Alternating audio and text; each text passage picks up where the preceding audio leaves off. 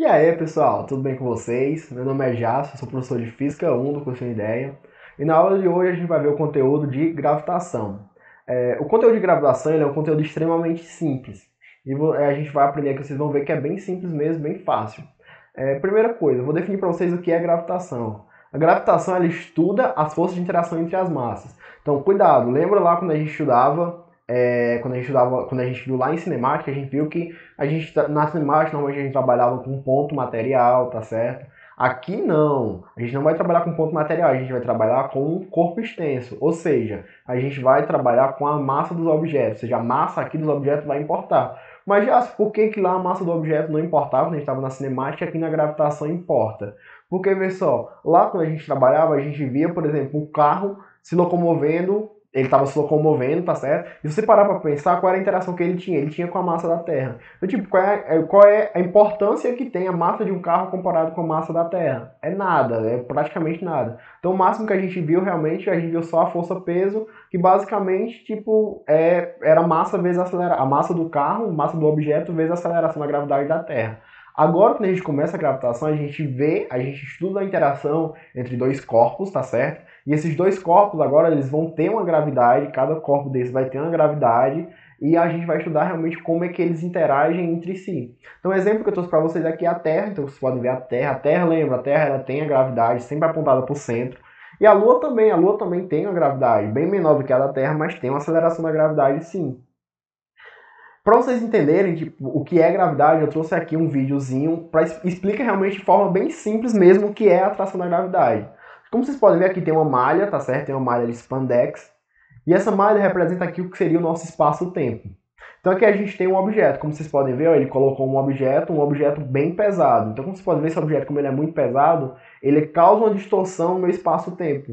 Então quando tem um objeto aqui ó, de massa menor, como ele está jogando essas bolinhas aqui, ó, esse objeto de massa menor ele começa a orbitar em torno desse objeto de massa maior. Então é basicamente isso que acontece. Então, imaginando aqui o nosso sistema solar. Então aqui a gente tem o Sol, tá certo? Que é a nossa estrela com maior massa. E em torno do Sol gira todos os outros planetas. Então seria uma representação bem simples do que é a gravidade, tá certo? Como é que a gravidade ocorre, de fato. Então, a gente teve basicamente dois estudiosos que realmente tipo assim, se debruçaram a estudar a gravitação, que foi o Kepler, e a gente também tem o nosso Newton, tá certo? Então, vou começar aqui um pouquinho a falar para vocês sobre as leis de Kepler. Então, o Kepler elaborou 3 leis. A primeira lei, e o Kepler, só para falar para vocês, tipo, o Kepler, ele estudou realmente para o nosso sistema solar, então ele estudou exclusivamente o nosso sistema solar. Então, a primeira lei de Kepler, ele fala justamente da lei a lei das órbitas. Então, o que é que ele quer falar com isso, com a lei das órbitas? Então, primeira coisa, tipo assim, ao contrário do que muita gente, vocês sabem, vocês lembram da história, vocês lembram do heliocentrismo, do teocentrismo, todo aquele negócio. Então, chegou até um ponto que todo mundo entendia que realmente o Sol era o centro, tá certo? O Sol era o centro da nossa constelação, o centro, e a Terra ela girava em torno do Sol. Então, basicamente nisso, chegou um ponto que todo mundo concorda. Só que aí o pessoal, como essa questão de girar, o pessoal tinha muita ideia que ela girava de forma circular, entendeu? Então o pessoal imaginava realmente, para os estudiosos, o pessoal acreditava que ele girava de forma circular em torno do Sol. Só que aí o Kepler, quando ele começou a fazer o estudo dele, ele percebeu que na verdade não era isso que acontecia. A Terra ela girava de uma forma elíptica. Então essa é a trajetória da Terra. Então a Terra ela gira dessa forma em torno do Sol. Ela não gira de forma circular igual as pessoas imaginavam até então. E o que é que isso influencia pra gente? Influencia em duas coisinhas. Primeira coisa, a gente vai ter um momento, como vocês podem ver, que a Terra ela vai estar muito próxima do Sol, tá certo? Quando ela vai estar muito próxima, ela vai estar perto, ó, lembra disso, ela vai estar perto do Sol, então ela vai estar num periélio, tá certo? Ela vai estar no periélio quando ela estiver perto do Sol. E vai chegar um momento que ela vai estar muito longe do Sol. Então, o momento de distância máxima do Sol, o momento que ela vai estar, a Terra vai estar mais afastada, olha só, afastada, então vai ser o nosso afélio. Então, periélio quando a Terra estiver perto e afélio quando ela estiver afastada. E daí, a primeira definição que ele fez foi que o raio, tá certo? Ou seja, o raio da órbita da Terra vai ser igual ao d mínimo, ou seja, vai ser a distância mínima, ou seja, vai ser a distância do periélio até o centro do Sol, mais a distância máxima, que vai ser a distância do centro do Sol, do nosso foco aqui, até o nosso afélio dividido por 2. Então ele definiu que o raio seria isso. Já se tu falou que influenciava em duas coisas, já falou que uma hora ele estaria perto, uma hora ele está longe, tu falou da distância, e qual seria a segunda coisa? A segunda coisa está relacionada com a velocidade. Por quê? Lembra que eu falei? A gente vai estudar agora a tração, a gente vai estudar realmente a interação entre dois corpos. Então, dois corpos que têm massa muito grande. Então, vai chegar um momento, como vocês vão ver aqui, ó, vê só. Quando a Terra estiver próxima do Sol, tá certo? Quando ela estiver aqui bem pertinho do Sol, então, como vocês podem imaginar, tipo, a interação aqui é maior. Porque ela está muito perto. Então, a força que o Sol vai aplicar na Terra vai ser muito maior. Então, o que é que isso implica? Então, quando a Terra estiver mais perto do Sol, aqui, ó, ela vai estar em uma velocidade máxima, então vai estar um movimento bem mais acelerado. Então a velocidade dela aqui vai aumentar. Ou seja, é como se a Terra estivesse aqui, ó, bem devagarzinho, ela começa a aumentar a velocidade, passa bem rápido, aí desacelera. Então realmente para aqui, ó, a gente tem nesse pedaço aqui, ela tem um movimento acelerado, ou seja, a velocidade dela começa a aumentar bastante, até que chegar aqui num ponto onde a aceleração dela é máxima, ou seja, no periélio a aceleração dela é máxima. De fato, o periélio é o ponto onde a Terra está mais próxima do Sol, então realmente a velocidade vai ser máxima. Então ela vai estar aqui, e aí depois disso ela vai começar a diminuir essa velocidade. Então ela vai estar em um movimento retardado, até chegar no ponto onde essa velocidade dela é mínima. Então a menor velocidade a Terra vai atingir no nosso afélio, que é quando a Terra está mais afastada. Então basicamente na lei de Kepler ele enunciou isso. E é muito importante vocês entenderem uma lei, porque uma lei depende da outra. Então, essa é a primeira lei de Kepler. Então, lembrar do movimento acelerado, movimento retardado, o afélio e o periélio. E agora a gente vai passar para a nossa segunda lei de Kepler. E o que é que ele fala na segunda lei de Kepler? Ele fala justamente da lei das áreas. E o que é que ele quer dizer com a lei das áreas? A lei das áreas, ele fala basicamente o seguinte: imagina que a gente viu um movimento circular. Lembra que eu falei quando o objeto ele está percorrendo a circunferência, ele varre uma área. Então aqui é a mesma coisa. Então você pode ver, por exemplo, a Terra estava aqui e ela foi até aqui. Então se você medir, ó, imagina que tem uma reta, tá certo? Imagina que realmente tem uma régua presa da Terra por centro do Sol. Quando ela for se locomovendo, então imagina que essa régua vai varrendo uma área. Então vocês podem ver de fato forma uma área. Ó, a Terra estava inicialmente aqui, depois estava aqui. Então vocês podem ver aqui, ó, forma uma área entre esses dois espaços onde a Terra estava. E aqui a gente também tem uma situação onde ó, a Terra estava aqui, depois estava aqui. Vocês podem ver também forma uma área. Já se o que é que isso tem a ver? Isso tem a ver numa coisa interessante. Porque essa área, vamos supor que a Terra demorou, por exemplo, 2 dias para chegar daqui até aqui. E demorou também 2 dias para chegar daqui até aqui. E o que é que vai acontecer? Como vocês podem ver, ó, o espaço que a Terra percorre aqui, ó, então lembra aí, a gente está trabalhando agora com espaço, não mais com velocidade angular. O espaço que a Terra percorre aqui é bem maior que o espaço que a Terra percorre aqui. Ó, acho que todo mundo consegue observar. Ó. O tamanho disso aqui é maior que o tamanho disso aqui. Porém, se ela demorou 2 dias para chegar daqui para cá e 2 dias daqui para cá, a área que vai ser formada aqui, a área varrida aqui, vai ser exatamente igual à área varrida aqui, entendeu? É isso que é legal. Por mais que o espaço percorrido seja menor, tá certo? As áreas vão ser iguais. E por que que isso acontece? Vê só, o espaço aqui, ó, é menor, porém a velocidade também é menor. Lembra, ele está afastado, então a velocidade aqui vai ser menor. Então ele vai percorrer bem devagarzinho. Então por mais que o tempo seja o mesmo, ele vai varrer menos área por tempo. E aqui a nossa velocidade é maior, então ele vai varrer mais área por tempo. Então lembra, a segunda lei de Kepler, ela fala isso. Para uma determinada variação de tempo, tá certo? Para uma determinada variação de tempo, a área varrida é a mesma, tá ok? E aqui a gente tem a nossa equaçãozinha, que vai ser a área varrida vai ser igual a nossa velocidade aerolar vezes o ΔT. A gente vai já ver melhor o que é essa velocidade aerolar. Então essa é a nossa segunda lei de Kepler. Cuidado com essa lei de Kepler, normalmente ela é mais complicada para vocês entenderem, mas é basicamente isso. Lembrem, se um objeto ele percorre o mesmo período de tempo, então não importa se ele percorreu daqui para cá, se o tempo que ele demorou para percorrer esse período for o mesmo tempo, a área que vai ser formada entre ele e o foco, ou seja, no caso aqui nossa Terra, o nosso foco é o Sol, a área vai ser igual à área daqui com a área daqui. Se ele demorou 2 dias para sair daqui para cá, essa área formada vai ser a mesma área daqui que ele demorou 2 dias, vai ser a mesma área de qualquer lugar que ele demorar 2 dias. Então basicamente isso, vai relacionar área com tempo. Show? Então, a nossa terceira lei de Kepler é a nossa lei dos períodos. Então, ele viu que tinha uma relação entre os períodos, tá certo? Formados entre os astros. E esse período ele é justamente o seguinte, ele descobriu que o raio, lembra lá, na primeira lei de Kepler a gente viu como calculava o raio. O raio é igual a distância menor mais a distância maior dividido por 2.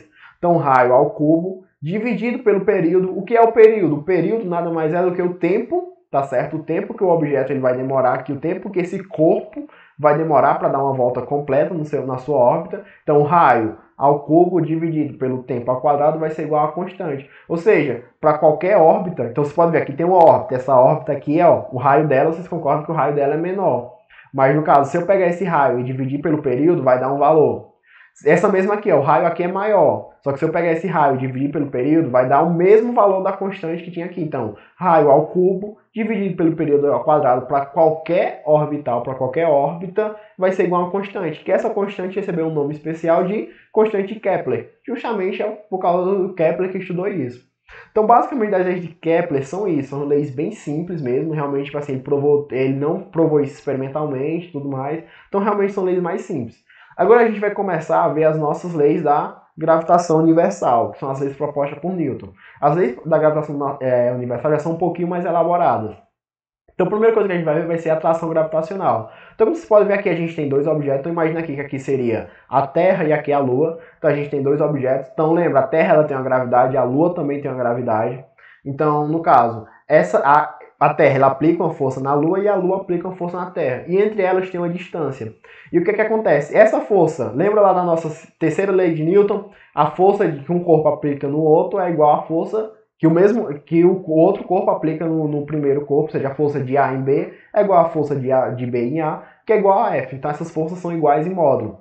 Então aí a gente chega na nossa equaçãozinha da gravitação, da atração gravitacional. Então a força de atração gravitacional é igual ao G, tá certo? A constante de gravitação, vezes a massa de A, vezes a massa de B, dividido pela distância ao quadrado. E o Newton ele encontrou justamente o valor desse G. E esse G é igual a 6,67 vezes 10 a menos 11. Já se ele encontrou onde essa constante gravitacional, ele tirou do nada? Não, ele fez praticamente experimentos e ele encontrou essa constante e ele viu que para qualquer interação entre os corpos, quando você pegava a força de atração, multiplicava pela distância quadrada, dividido pela multiplicação das massas, sempre dava o mesmo valor, a mesma coisa da constante de Kepler. Daí ele encontrou essa constante da gravitação universal, tá certo? Então é isso a primeira coisinha que a gente vai ver de gravitação universal.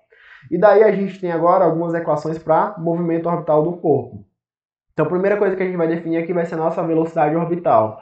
Nossa velocidade orbital, então lembra lá de cinemática, a gente viu na cinemática circular, a gente viu como é que calcula a minha força centrípeta. E a velocidade, tá certo, do orbital vai ser nada mais do que a minha força centrípeta. Então lembra, força, a gente não acabou de ver como é que calcula a força de atração gravitacional? Força é igual a constante gravitacional vezes a massa do corpo maior vezes a massa do corpo menor, dividido pelo raio ao quadrado, pela distância entre os dois ao quadrado. E como é que é a minha força centrípeta? Minha força centrípeta nada mais é do que massa vezes velocidade ao quadrado dividido por R. Então, resolvendo essa equaçãozinha aqui, a gente encontra que a minha velocidade, ou seja, a velocidade do orbital, nada mais é do que a raiz quadrada de gravidade vezes a massa do objeto maior, tá certo? Então, a massa do meu objeto maior dividido pelo raio. Então quer dizer que a velocidade, por exemplo, então imaginei a situação da Terra orbitando em torno do Sol. Então quer dizer que a massa da minha Terra a massa da Terra não influencia na minha velocidade, na velocidade orbital da Terra, não influencia. Não influencia de jeito nenhum. O que influencia aqui, no nosso caso, tipo de Sol e Terra, seria apenas a massa do Sol, como vocês podem ver. Então a velocidade orbital depende apenas da massa maior, tá certo? Do corpo que de fato vai causar uma distorção maior no espaço-tempo, então ele vai ter uma força maior. Agora a gente vai ter o período de revolução. Então lembra, velocidade, tá certo? Então um período nada mais é do que o tempo que ele demora para dar uma volta completa. Mas no caso nem sempre ele vai dar para a gente o período, ele vai dar outras coisas e vai pedir para a gente calcular o período. Então como é que a gente calcula esse período de revolução? Lembra, velocidade. Não é nada mais, ó. Lembra que eu estou trabalhando com velocidade aqui vetorial. Velocidade vetorial, né, é igual a 2πr sobre período, lembra? Um comprimento, tá certo? O comprimento de uma circunferência é 2πr, tá certo? E o tempo que um objeto demora para dar uma volta completa é o período. Então a velocidade vai ser isso. Então, passando o período para o outro lado, tá certo? Passando tudo isso para o outro lado. A velocidade, ó, lembra que a gente já calculou como a velocidade aqui, ó? Velocidade, ela é igual também a isso aqui. Então, passo aqui, ó. Passo agora o período para o outro lado e essa raiz, ela passa dividindo. E basicamente aqui, matemática básica, eu chego na próxima equação. Então, a equação aqui, a gente tem que período é igual a 2π, raiz quadrada de raio ao cubo, dividido pela nossa constante gravitacional, vezes a minha massa do corpo maior.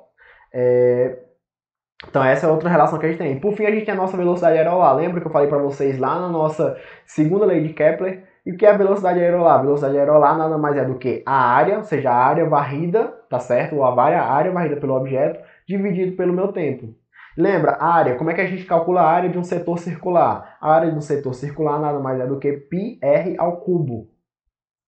E aí quanto que é o nosso, e no caso aqui a gente está pegando situação para quando ele dá uma volta completa. Então quanto que é o tempo que ele demora para dar uma volta completa? Nada mais é que o nosso período. Só que a gente já acabou de calcular o período, então coloquei a área, coloquei o período aqui embaixo, eu encontro que a minha velocidade aerolar nada mais é do que 1/2 da raiz quadrada da constante gravitacional vezes a massa do corpo maior vezes o raio. Então basicamente a gente tem isso, essas equações para movimento orbital de um corpo. Por fim, a gente vai ter para o nosso campo gravitacional de um astro. Então vocês podem ver que a gente tem dois objetos. Então a gente tem um objeto menor sendo atraído por um objeto maior. E daí o que acontece? Quanto que é a força de atração entre esses dois objetos? A força de atração entre dois objetos a gente já viu naquela primeira lei, a lei da gravitação universal. Nada mais é do que gravidade vezes a massa do maior vezes a massa do menor dividido pela distância quadrada, que vai ser igual. Quanto que é essa distância aqui? Essa distância nada mais é do que a distância entre o centro de um até o outro, mais o raio do objeto maior. Por que eu estou falando isso? Porque lembra, a gente está trabalhando em interação entre os corpos, então normalmente tem um corpo muito maior e um corpo muito menor. Então como você pode ver, o raio desse corpo não importa basicamente nada comparado ao raio desse corpo. Então eu pego o raio desse corpo mais a distância entre os dois corpos, eu encontro a distância. E daí eu chego nessa equaçãozinha aqui, ó. Ok? Aí a próxima coisa que a gente tem é o seguinte, a força-peso, lembra, a força-peso vai ser igual a essa força. Então a força, tá certo? Esse objeto vai estar aplicando uma força aqui, uma gravidade. Então nada mais é do que eu vou encontrar aqui, ó, que a minha força-peso vai ser igual a essa força, tá certo? Aqui. E aí a força-peso, a gente já viu que é massa vezes gravidade, e a força de atração entre esses dois objetos a gente encontrou aqui, ó. Então eu jogo aqui do lado. Então, cortando aqui a massa do objeto menor com massa do objeto menor, eu tenho aqui a gravidade. Então, se eu quiser encontrar a gravidade, se eu quiser encontrar o valor, a aceleração do campo gravitacional de um astro, eu encontro a partir dessa equaçãozinha, tá certo? Então, quanto seria o campo gravitacional desse astro aqui? Por exemplo, eu quero encontrar a gravitação, vamos supor que aqui é o Sol e aqui é a Terra. Eu quero encontrar quanto que é o campo gravitacional aqui da Terra. Eu uso essa equaçãozinha, ou seja, a gravidade na Terra vai ser a constante gravitacional vezes a massa do Sol dividido pelo raio do Sol, mais a distância entre o Sol e a Terra ao quadrado. Chegar em casa, depois tentem fazer isso, peguem a massa do Sol, a distância entre o Sol e a Terra, o raio do Sol, tá certo? E tenta fazer essa equaçãozinha para vocês verem se realmente vai dar gravidade igual a 10, que é a gravidade da Terra. E por fim a gente pode querer encontrar, por exemplo, a gravidade só do Sol, ou então a gravidade só da Terra. Como é que eu encontro a gravidade? Galera, quanto que é a gravidade, a distância entre o Sol e o Sol mesmo? Nada mais é do que o raio, ou seja, a distância entre o Sol, o centro do Sol e a costa do Sol nada mais é do que o raio. Então a única coisa que vai mudar é essa partezinha de baixo aqui, ó. Então o campo gravitacional do Sol nada mais é do que a constante gravitacional vezes a massa do Sol dividido pelo raio do Sol ao quadrado. Então basicamente a gravitação é isso. Próxima aula a gente vai resolver algumas questões. Vocês vão ver que gravitação cai muito teoria, então vai cair muito as leis de Kepler. Essas equações aí normalmente não caem muito. O máximo que vai cair vai ser a constante gravitacional, tá certo? Essa equaçãozinha aqui, ó, tá certo? Da atração gravitacional. Então, pessoal, nossa aula de hoje foi isso. Então, estou deixando aqui meu Instagram. Se tiverem alguma dúvida, vocês podem entrar lá. Eu posto alguns materiais para vocês estudarem física, tá certo? Alguns mapas mentais. Então, não deixem de curtir os vídeos, se inscrever no nosso canal e compartilhar, tá certo? Esse projeto com os amigos de vocês. Então, valeu aí, pessoal!